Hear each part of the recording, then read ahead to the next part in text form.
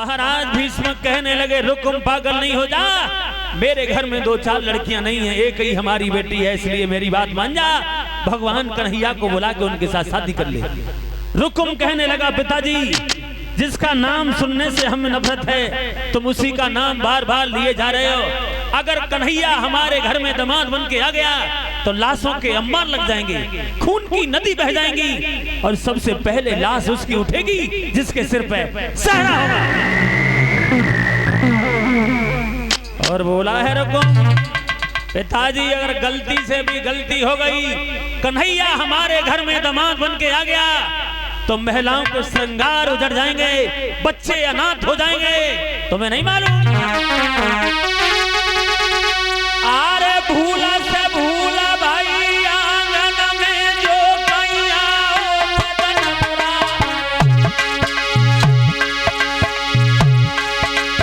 और फिर भमरिया मंडप है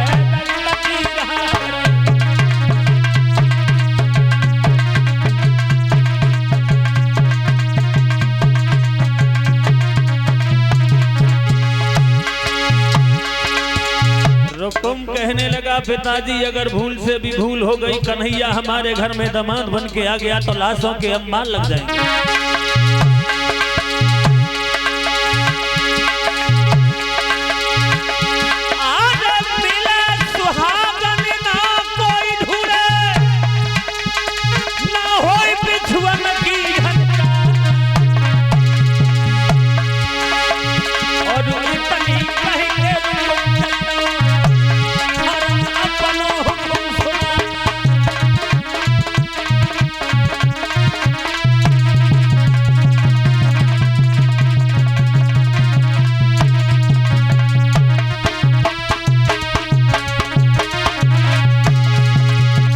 रुकुम कहने लगा पिताजी अगर कन्हैया हमारे घर में दामाद बन के आ गया तो समझ लो खून की नदी बह जाएगी।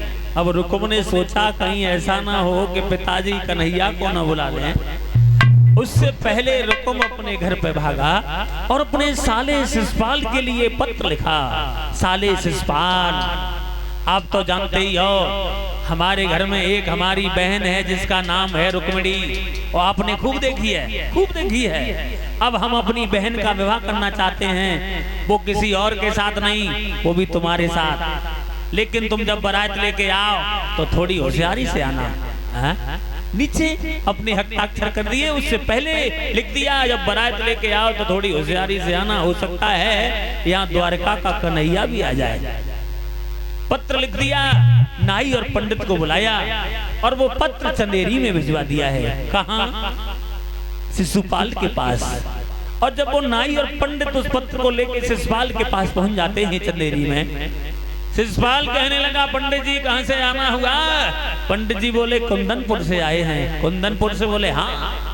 शिशुपाल बोला कुंदनपुर में तो हमारे बहनोई रहते हैं। बोले उन्होंने ही भेजा है। क्यों? बोले तुम्हारे बहनोई अपनी बहन का विवाह तुम्हारे साथ करना चाहते हैं। शिशुपाल तुम्हारा क्या विचार है? शिशुपाल कहने लगा पंडित जी हमारे बहनोई अपनी बहन का विवाह हमारे साथ करना चाहते हैं। बोले हाँ। शिशुपाल बोला भगवान हमारे जैसे बहनोई सबकाऊ को मिले, हमारे जैसे बहनोई हरकाऊ को मिले। बहनोई की बहन हमने देखी है, इतनी सुंदर है, अंधेरे में बिठाल दो, उजाला की कोई जरूरत नहीं है। तुम हमें पूछ रहे हो हमारा क्या विचार है? हम तैयार, एकदम तैयार। और जब वो पत्र खोल के पढ़ा, शिशुपाल ने भगवान कन्हैया का नाम देखा तो शिशुपाल भी घबरा गया, ये काय को आएगा? फिर सोचा वो आएगा उससे पहले चले जाएंगे, शादी करके रुक्मिणी को ले आएंगे, बाद में आएगा रह जाएगा। शिशुपाल भागा, भाभी के पास पहुंचा, भाभी से बोला भाभी दूल्हा बनाओ, दूल्हा। बोले हाँ। भाभी कहने लगी न कहीं से कोई लगन आई न कोई खबर आई, सीधे सीधे दूल्हा बन के कहाँ जा रहे हो? बोले हमारे बहनोई ने अपनी बहन का विवाह हमारे साथ तय कर दिया। भाभी कहने लगी पागल नहीं हो जाओ, कोई भी बहनोई अपनी बहन का विवाह अपने साले के साथ नहीं करता है। बोला नहीं मानती तो पत्र खोल के पढ़ो। और भाभी ने जब पत्र पढ़ा शिषपाल का, वो भगवान कन्हैया का नाम देखा तो बोली शिषपाल मान जाओ, कन्हैया से लड़के तुम्हारी पेश नहीं जाएगी। शिषपाल बोला हम समझ गए, तुम तो जल गई, तुम जल गई। बहनों की बहन इतनी सुंदर है, अंधेरे में बिठाल दो, उजाला की कोई जरूरत नहीं है।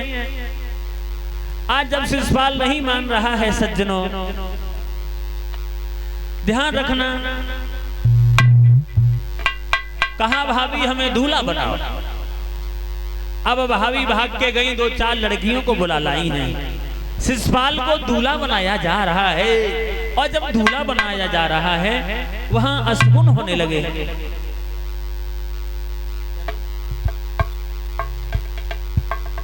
और देखिए ये 251 रुपए की हार से हमें सम्मानित कर रहे हैं हमारे राघवेंद्र मामा जी, तो इसी गांव फतेहपुरा के रहने वाले हैं। कामना करेंगे भगवान लंबी उम्र दे, समाज में नाम रोशन करें और हमेशा इनके हाथ दान की ओर अग्रसर बने रहें। बोलिए गोविंद भगवान की। आज शिषपाल को दूल्हा बनाया जा रहा है, लेकिन वहां अशुभ होने लगे हैं। कैसे? जाके धरो शीश पे मोहर ले, सोई हुई गई छीक अगारी।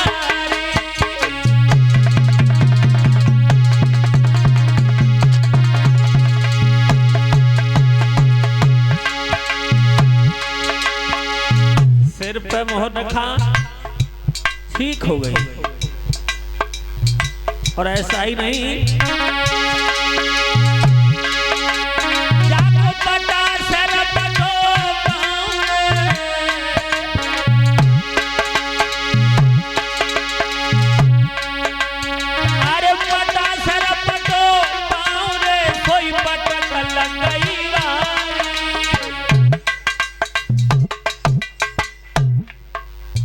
पटा से पैर फिसल गया, शिषपाल गिर गए। और जब शिषपाल गिरे, जो लड़कियां गीत गा रही थी, एक लड़की गीत गाना तो भूल गई, वो ताली बजा के हंसने लगी। और जब लड़की हंसी तो शिषपाल बोले तू काय को हंसी, काय को हंसी? बहादुर लोग तो गिरते ही रहते हैं, तू गीत गा गा। लड़कियां गीत गा रही हैं।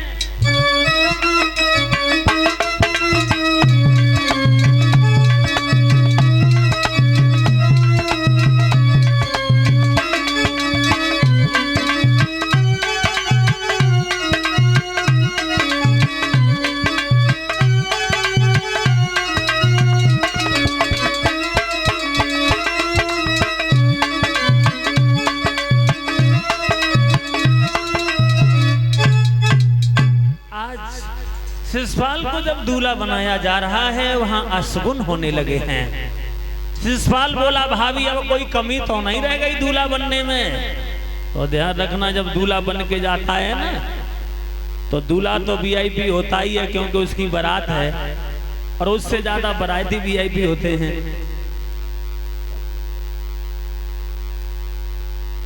तो देखिए ये ऋषभ यादव, ऋषभ कुमार सनोफ अवधेश कुमार, जो हमीदपुरा से आए हैं, हमें 201 रुपए की हार से सम्मानित कर रहे हैं। कामना करेंगे भगवान लंबी उम्र दें, अपनी माता